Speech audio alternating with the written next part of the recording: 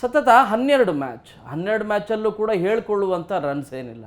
Failure ಮೇಲೆ failure. ಬರೀ ಡಗೌಟಲ್ಲಿ ಕೂತು ಕೂತು ಕೂತು ಬೇಸರವಾಗಿದ್ದಂಥ ಸಂಜು ಸ್ಯಾಮ್ಸನ್ ಕೊನೆಗೂ ಕೂಡ ತನ್ನ ಲೈಫ್ ಟೈಮ್, ತನ್ನ ಕ್ರಿಕೆಟ್ ಕರಿಯರ್ನಲ್ಲೇ ಅದ್ಭುತವಾದಂಥ ಪ್ರದರ್ಶನ, ಅದು ಸಿಂಗಲ್ ಹ್ಯಾಂಡೆಡ್ಲಿ ಇಂಡಿಯಾನ ಗೆಲ್ಲಿಸುವಂಥ ಆಟ ಆಡಿದ್ದಾರೆ.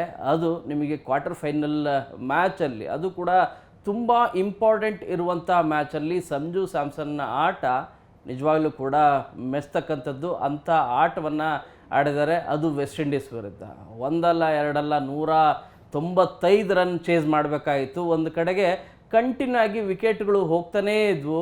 ದೊಡ್ಡ ದಿಗ್ಗಜ ಬ್ಯಾಟ್ಸ್ಮನ್ಗಳು ಅಭಿಷೇಕ್ ಶರ್ಮಾ, ಸೂರ್ಯಕುಮಾರ್ ಯಾದವ್, ತಿಲಕ್ ವರ್ಮಾ, ಹಾರ್ದಿಕ್ ಪಾಂಡ್ಯ, ಹೀಗೆ ಕನ್ಸಿಸ್ಟೆಂಟಾಗಿ ಕಿಶಾನ್ ಕಿಶನ್, ಹೀಗೆ ಒಬ್ಬರ ನಂತರ ಒಬ್ಬರು ವಿಕೆಟ್ ಹೋಗ್ತಾನೆ ಇತ್ತು. ಆದರೆ ಒಂದು ಬದಿಯಲ್ಲಿ ನಿಂತಂಥ Sanju Samson for the first time near to 100, 97 not out.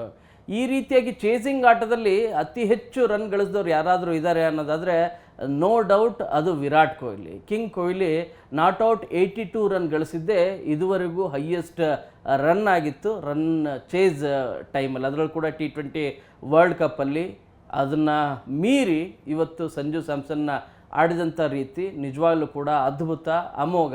ಅವರು ಮ್ಯಾಚ್ ಮುಗಿದಾದ ಮೇಲೆ ಪ್ರೆಸೆಂಟೇಷನ್ ಇದರಲ್ಲಿ ಕೇಳ್ತಾರೆ, ಏನು ಅನಿಸುತ್ತೆ ನಿಮ್ಮ ಆಟದ ಬಗ್ಗೆ ಅಂತಂದಾಗ, ಹೇಗೆ ನೀವು ಹೇಳ್ತೀರಿ, ಇದನ್ನು ಎಕ್ಸ್ಪ್ಲೇನ್ ಮಾಡ್ತೀರಿ ಅಂತ ಹೇಳಿದಾಗ, ಡಗೌಟಲ್ಲಿ ಕೂತು ವಿರಾಟ್ ಕೊಹ್ಲಿ, ರೋಹಿತ್ ಶರ್ಮಾ ಅವರು ಹೇಗೆ ಸಿಂಗಲ್ ಹ್ಯಾಂಡೆಡ್ಲಿ ಆಟ ಆಡಿ ಗೆಲುವನ್ನು ಸಾಧಿಸ್ತಾಯಿದ್ರು, ಇಂಡಿಯಾನ ಗೆಲ್ಲಿಸ್ತಿದ್ರು, ಅದೇ ರೀತಿಯಾದಂಥ ಆಟ ನಾನು ಯಾವಾಗ ಆಡ್ತೀನಿ ಅಂಥೇಳಿ ಭಾಳ ಅಂದ್ಕೊಳ್ತಾ ಇದ್ದೆ. ಆ ದಿನ ಬಂದಿದೆ, ಅದು ಈ ದಿನ ಅಂತ ಹೇಳ್ತಾರೆ. ಸೊ ನಿಜವಾಗ್ಲೂ ಕೂಡ ಆ ಡಗೌಟಲ್ಲಿ ಕೂತು ಅವರು ಅನುಭವಿಸಿದಂಥ ಪೇಷನ್ಸ್ ಏನಿದೆ, ತಾಳ್ಮೆ ಏನಿದೆ, ಮತ್ತು ಅಬ್ಸರ್ವೇಷನ್ ಏನಿದೆ, ಅದು ಎಲ್ಲದೂ ಕೂಡ ಉಪಯೋಗ ಬಂದಿದೆ. ಅದನ್ನು ಎಕ್ಸ್ಪರಿಮೆಂಟ್ ರೀತಿಯಾಗಿ ಅಂತಲ್ಲ, ಅದನ್ನು ನಿಜವಾಗ್ಲೂ ಕೂಡ ಅನುಭವಿಸುವಂಥ ಕಾರ್ಯವನ್ನು ಮಾಡಿದ್ದಾರೆ. ನಿನ್ನೆ ನಿಜವಾಗ್ಲೂ ಕೂಡ ನಿಮಗೆ ಪೆವಿಲಿಯನ್ನಲ್ಲಿ ಎಲ್ಲ ಇದ್ದಂಥ ಇಂಡಿಯಾದ ಬ್ಯಾಟ್ಸ್ಮನ್ಗಳು, ಬೌಲರ್ಗಳು, ಪ್ಲೇಯರ್ ಎಲ್ಲರೂ ಕೂಡ ಗ್ರಿಟ್ ಮಾಡಿದವ್ರೆ, ಎಲ್ಲರೂ ಕೂಡ ಚಪ್ಪಾಳೆ ತಡೆದವ್ರೆ.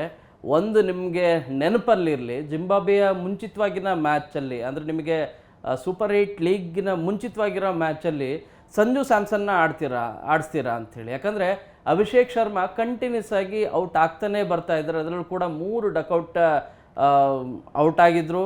ಫೇಲ್ಯೂರ್ ಮೇಲೆ ಫೇಲ್ಯೂರ್ ಕಾಣ್ತಾಯಿದ್ರು. ವರ್ಲ್ಡ್ ಕಪ್ T20ಯಲ್ಲಿ ನಿಮಗೆ ಜಿಂಬಾಬ್ವೆಯಲ್ಲಿ ಆಡಿದ್ದು ಮಾತ್ರ ಚೆನ್ನಾಗಿ ಆಡಿರೋದು ಅಭಿಷೇಕ್ ಶರ್ಮಾ. ಇಲ್ದಿದ್ರೆ ಅದಕ್ಕೂ ಮುಂಚಿತವಾಗಿ ಏನು ಹೇಳ್ಕೊಳ್ಳುವಂಥ ಏನು ಆಟ ಆಡಿದ್ದಿಲ್ಲ.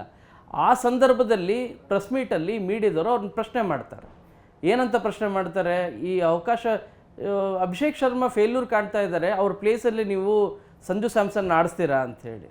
ಪ್ರಶ್ನೆ ಸರಿಯಾಗೇ ಇದೆ, ಪತ್ರಕರ್ತರ ಪ್ರಶ್ನೆ. ಆ ಪ್ರಶ್ನೆಗೆ ನೀವು ಹೇಳೋ ಪ್ರಕಾರ ಅಭಿಷೇಕ್ ಶರ್ಮನ್ನ ಸೈಡಿಗಿಟ್ಟು ಸಂಜು ಸ್ಯಾಮ್ಸನ್ನ ಅವಕಾಶ ಕೊಡಬೇಕಾ ನಿಜವಾಗ್ಲೂ ಕೂಡ ಅಂಥೇಳಿ ಪ್ರಶ್ನೆಗೆ ಮರು ಪ್ರಶ್ನೆ ಮಾಡುವಂಥ ಕೆಲಸನ ಮಾಡ್ತಾರೆ. ಇದು ನಿಜವಾಗ್ಲೂ ಕೂಡ ಹೇಗಿತ್ತು ಅಂದರೆ ಅದರಲ್ಲಿ ವ್ಯಂಗ್ಯ ಇತ್ತು, ಅಂಥ ಬ್ಯಾಟ್ಸ್ಮನ್ನ ಅನ್ನೋ ರೀತಿಯಾಗಿ ಕೂಡ ಇತ್ತು ಆ ಸಿಚುವೇಶನ್. ಬಟ್ ಈಗ ನಿನ್ನೆ ಮ್ಯಾಚ್ ಮುಗಿದಾದ ಮೇಲೆ ನಾಟ್ಔಟ್ 97 ರನ್ ಅದಾದಮೇಲೆ ವಾಪಸ್ ಬರುವಂಥ ಸಂದರ್ಭದಲ್ಲಿ ಸೂರ್ಯಕುಮಾರ್ ಯಾದವ್ ತನ್ನ ಯಥಾ ರೀತಿ ಯಾವುದೇ ಮ್ಯಾಚಲ್ಲಿ ಯಾರೇ ಚೆನ್ನಾಗಿ ಆಡಿದ್ರು ಕೂಡ ಅವ್ರನ್ನ ಪ್ಲೀಸ್ ಮಾಡೋ ರೀತಿ ತಲೆಬಾಗಿ ನಮಸ್ಕಾರ ಮಾಡ್ತಾರೆ. ಅದೇ ರೀತಿಯಾಗಿ ತಲೆಬಾಗಿ ನಮಸ್ಕಾರ ಮಾಡಿ ಸಲ್ಯೂಟ್ ಮಾಡುವಂಥ ಕಾರ್ಯವನ್ನು ಮಾಡಿದ್ರು. ನಿಜವಾಗ್ಲೂ ಕೂಡ ಮೆಚ್ಚತಕ್ಕಂಥದ್ದು. ಆದರೆ ಅದೇ ಕ್ಯಾಪ್ಟನ್ ಬಾಯಲ್ಲಿ ಅಭಿಷೇಕ್ ಶರ್ಮಾ ಬದಲು ಇನ್ಸ್ಟೆಡ್ ಸಂಜು ಸ್ಯಾಮ್ಸನ್ ಆಡಿಸ್ತೀರಾ ಅಂತಂದರೆ ಹೈಲಿ ಇಂಪಾಸಿಬಲ್ ಅನ್ನೋ ರೀತಿಯಾಗಿ ಪ್ರತಿಕ್ರಿಯೆ ನೀಡಿದಂಥ Indian captain SKY Suryakumar Yadav.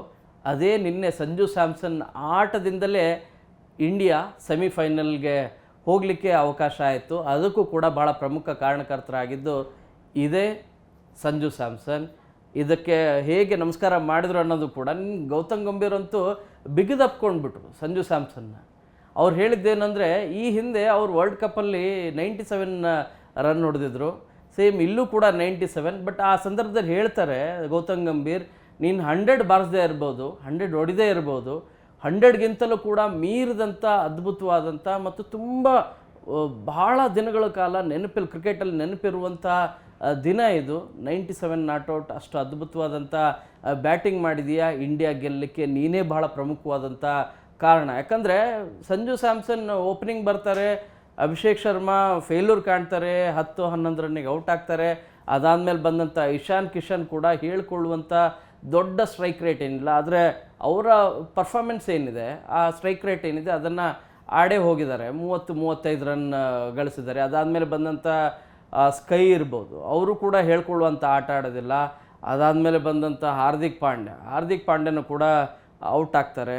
ಅದಾದಮೇಲೆ ಬಂದಂಥ ದುಬೆ ಮತ್ತು ಸಂಜು ಸ್ಯಾಮ್ಸನ್ ಇಬ್ಬರು ಕೂಡ ಸೇರಿಕೊಂಡು ಮ್ಯಾಚ್ ವಿನ್ ಮಾಡ್ತಾರೆ. ಅದರಲ್ಲೂ ಕೂಡ ವಿನ್ನಿಂಗ್ ಶಾಟ್ ಗಳಿಸಿದಂಥ ಸಂಜು ಸ್ಯಾಮ್ಸನ್ 50 ಟೈಮಲ್ಲಿ ಮತ್ತು ವಿನ್ನಿಂಗ್ ಶಾಟ್ ಹೊಡೆದಾಗ ತುಂಬ ಕಾಮ್ ಆ್ಯಂಡ್ ಕಂಪೋಸರ್ ರೀತಿಯಾಗಿ ಇಡೀ ಮ್ಯಾಚ್ ನೀವು ನೋಡ್ತಾ ಹೋಗಿ ಅವ್ರದ್ದು ತುಂಬ ಕಾಮ್ ಆ್ಯಂಡ್ ಕಂಪೋಸರ್, ಎಲ್ಲೂ ಕೂಡ ಎಕ್ಸ್ಪ್ರೆಸ್ ಮಾಡೋದಿಲ್ಲ, ತಮ್ಮ ಅಗ್ರೆಸಿವ್ನೆಸ್ಸನ್ನು ಎಲ್ಲೂ ಕೂಡ ಅವ್ರು ತೋರಿಸೋದಿಲ್ಲ. ಆದರೆ ಒಳಗಡೆ ಅಂತೂ ಖಂಡಿತವಾಗಿ ಕೂಡ ಅಗ್ರೆಸಿವ್ನೆಸ್ ಇತ್ತು, ಬಟ್ ತುಂಬ ನೋವಿತ್ತು. ಇಂಥ ಅದ್ಭುತವಾದಂಥ ಬ್ಯಾಟ್ಸ್ಮನ್ ನನಗೆ ಅವಕಾಶ ಸಿಕ್ಕರೂ ಕೂಡ ನಾನು ಒಳ್ಳೆಯ ಒಂದು ಮ್ಯಾಚನ್ನು ನಾನು ಆಡಲಿಲ್ಲ ಅಲ್ಲ ಅನ್ನುವಂಥದ್ದು ಬಹಳ ಬೇಜಾರಿತ್ತು. ಆ ಎಲ್ಲ ಬೇಜಾರು ನಿಜವಾಗ್ಲೂ ಕೂಡ ಒಳ್ಳೆ ಮ್ಯಾಚಲ್ಲಿ, ಅದರಲ್ಲೂ ಕೂಡ ತುಂಬ ಇಂಪಾರ್ಟೆಂಟ್ ಮ್ಯಾಚಲ್ಲಿ, ಅದರಲ್ಲೂ ಕೂಡ T20 ವರ್ಲ್ಡ್ ಕಪ್ನ ಕ್ವಾರ್ಟರ್ ಫೈನಲ್ನಲ್ಲಿ ಅದು ವೆಸ್ಟ್ ಇಂಡೀಸ್ ದೈತ್ಯ ತಂಡದ ವಿರುದ್ಧ ಉತ್ತಮವಾದಂಥ ಪ್ರದರ್ಶನ ಮಾಡೋದಿದೆಯಲ್ಲ, ಅದು ನಿಜವಾಗ್ಲೂ ಕೂಡ ಗ್ರೇಟ್. ಸಂಜು ಸ್ಯಾಮ್ಸನ್ನ ಇನ್ಮೇಲೆ ಅವ್ರ ಸ್ಥಾನ T20ಯಲ್ಲಿ ಕನ್ಸಿಸ್ಟೆನ್ಸ್ ಆಗಿ ಇರುತ್ತಾ, ಈ ಪ್ರಶ್ನೆ ಈಗ ಕಾಡ್ತಾ ಇದೆ. ಬಹುತೇಕ ಸದ್ಯದ ಪರಿಸ್ಥಿತಿಯಲ್ಲಂತೂ ಸಂಜು ಸ್ಯಾಮ್ಸನ್ ಫೈನಲ್ ಮ್ಯಾಚ್ವರೆಗೂ ಕೂಡ ಅವ್ರಿಗೆ ಅವಕಾಶ ಇರುತ್ತೆ, ಅವ್ರನ್ನ ತೆಗೆಯುವಂಥ ಯಾವುದೇ ಅವಕಾಶಗಳಿಲ್ಲ. ರಿಂಕು ಸಿಂಗ್ಗೆ ಅವಕಾಶ ಸಿಗೋದು ಬಹುತೇಕ ಡೌಟ್ ಆಗಿದೆ. ಯಾಕಂದರೆ ಕಳೆದ 5-6 ಮ್ಯಾಚ್ಗಳಲ್ಲಿ ಹೇಳ್ಕೊಳ್ಳುವಂಥ ಇನ್ನಿಂಗ್ಸ್ ಏನಿಲ್ಲ. ಈ ಹಿಂದೆ ನ್ಯೂಜಿಲೆಂಡ್ ವಿರುದ್ಧದ ಒಂದು ಮ್ಯಾಚಲ್ಲಿ 40+ ರನ್ ಬಂದಿದ್ದು ಹೊರತುಪಡಿಸಿದಂತೆ ಹೇಳ್ಕೊಳ್ಳುವಂಥ ಎಲ್ಲೂ ಕೂಡ ಆಟ ಇನ್ನು ರಿಂಕು ಸಿಂಗಿಂದ ಬಂದಿಲ್ಲ. Sanju Samson right hand batsman, ಉಳಿದಂಥವ್ರು ಬಹುತೇಕ ನೀವು ನೋಡ್ತಾ ಹೋದರೆ ಎಲ್ಲರೂ ಲೆಫ್ಟ್ ಹ್ಯಾಂಡೆಡ್ ಬ್ಯಾಟ್ಸ್ಮನ್ಗಳಿದ್ದಾರೆ. ಈ ಹಿನ್ನೆಲೆಯಲ್ಲಿ ರೈಟ್ ಹ್ಯಾಂಡ್ ಬ್ಯಾಟ್ಸ್ಮನ್ ಆಗಿರುವಂಥ ಸಂಜು ಸ್ಯಾಮ್ಸನ್ಗೆ ತುಂಬಾ ಉತ್ತಮವಾದಂಥ ಅವಕಾಶ ಇದೆ. ಈ ಹಿನ್ನೆಲೆಯಲ್ಲಿ ಈಗ ಕ್ವಾರ್ಟರ್ ಫೈನಲ್ ಅವಕಾಶ ಇದೆ. ಸೆಮಿಫೈನಲಲ್ಲಿ ಇಂಗ್ಲೆಂಡ್ ವಿರುದ್ಧನೂ ಕೂಡ ಉತ್ತಮವಾದಂಥ ಆಟ ಆಡಿದರೆ ಫೈನಲ್ಗೆ ಹೋಗುತ್ತೆ. ಎರಡು ಭಾಳ ಪ್ರಮುಖವಾದಂಥ ಮ್ಯಾಚ್. ಈ ಮ್ಯಾಚಲ್ಲಿ ಸಂಜು ಸ್ಯಾಮ್ಸನ್ನಿಂದ ಮತ್ತೊಂದು ಉತ್ತಮವಾದಂಥ ನಿರೀಕ್ಷೆ, ಮತ್ತಿನ್ನೊಂದು 100 ಆದ್ರೂ ಬರಬೇಕು ಅನ್ನೋದು ಅಶ್ವಿನ್ ಅವರ ಮಾತು. ಈ ಹಿಂದೆನೂ ಕೂಡ ಸಂಜು ಸ್ಯಾಮ್ಸನ್ಗೆ ಸಿಕ್ಕಷ್ಟು ಅವಕಾಶಗಳು ಇನ್ಯಾರಿಗೂ ಕೂಡ ಸಿಕ್ಕಿಲ್ಲ. ಚೇಟಾ, ಮಲಯಾಳಮಲ್ಲಿ ಹೇಳ್ತಾರಲ್ಲ ಬ್ರದರ್ ಅಂಥೇಳಿ, ಈ ಚೇಟಾಗೆ ಸಿಕ್ಕಷ್ಟು ಅವಕಾಶಗಳು ಯಾರಿಗೂ ಕೂಡ ಸಿಕ್ಕಿಲ್ಲ. ಈ ಅವಕಾಶವನ್ನು ಚೆನ್ನಾಗಿ ಯುಟಿಲೈಸ್ ಮಾಡ್ಕೋಬೇಕು. ಕನಿಷ್ಠ 3 100 ಆದರೂ ಬರಬೇಕು ಸಂಜು ಸ್ಯಾಮ್ಸನ್ನಿಂದ.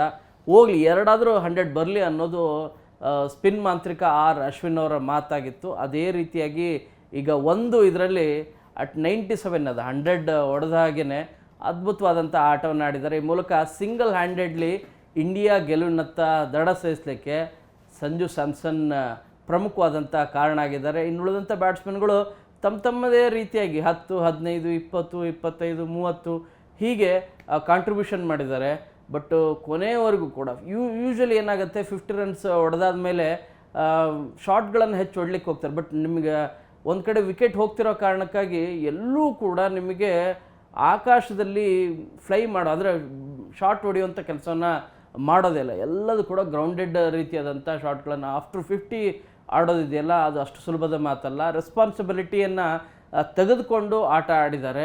ಆ ಮೂಲಕ ಇಂಡಿಯಾ ನ್ಯೂಜಿಲೆಂಡ್ ವಿರುದ್ಧ ಅದ್ಭುತವಾದಂಥ ಗೆಲುವನ್ನು ಸಾಧಿಸಿದೆ. ಇದು ಭಾಳ ಪ್ರಮುಖವಾದಂಥ ಕಾರಣ ಸಂಜು ಸ್ಯಾಮ್ಸನ್. ಈ ಹಿಂದೆ ಸಂಜು ಸ್ಯಾಮ್ಸನ್ಗೆ ಇನ್ನಷ್ಟು ಅವಕಾಶ ಅಂತೇಳಿ ನಾವೇ ಹೇಳಿದ್ವಿ. ಬಹಳಷ್ಟು ಜನ ವಿಶ್ಲೇಷಕರು ಕೂಡ ಕ್ರಿಟಿಸೈಸ್ ಮಾಡಿದರು. ಆದರೆ ಸಂಜು ಸ್ಯಾಮ್ಸನ್ ಯಾಕೆ ಇಂಪಾರ್ಟೆಂಟ್ ಆಗ್ತಾರೆ ಅನ್ನೋದಕ್ಕೆ ಇವತ್ತಿನ ಮ್ಯಾಚಲ್ಲಿ ಆಡಿದಂಥ ರೀತಿ ನೋಡಿದ್ರೆ ಗೊತ್ತಾಗುತ್ತೆ. ದೊಡ್ಡ ದೊಡ್ಡ ಮ್ಯಾಚ್ಗಳಿಗೆ ಸಂಜು ಸ್ಯಾಮ್ಸನ್ ತುಂಬಾ ಇಂಪಾರ್ಟೆಂಟ್. ಕ್ಯಾಮರಾ ಪರ್ಸನ್ ನೂರ್ ಅಹಮದ್ ಶರೀಫ್ ಜೊತೆ ಶರಣು ಹಂಪಿ, ನ್ಯೂಸ್ 18. ನಿರ್ಭೀತ, ನಿಷ್ಪಕ್ಷಪಾತ, ವಿಶ್ವಾಸಾರ್ಹ ಸುದ್ದಿಗಳಿಗೆ ಮತ್ತೊಂದು ಹೆಸರಾಗಿರೋ ನ್ಯೂಸ್ 18 ಕನ್ನಡ ಈಗ ಆಪ್ನಲ್ಲೂ ಲಭ್ಯ ಇದೆ. ದಯವಿಟ್ಟು ಇಲ್ಲಿರೋ QR ಕೋಡ್ ಅನ್ನು ಸ್ಕ್ಯಾನ್ ಮಾಡಿಕೊಂಡು ಆಪ್ ಡೌನ್ಲೋಡ್ ಮಾಡೋದಕ್ಕೆ ಮರಿಬೇಡಿ. ನಿಮ್ಮ ಬೆಂಬಲ ಹೀಗೆ ಸದಾ ನಮ್ಮೊಂದಿಗಿರಲಿ. ಧನ್ಯವಾದ.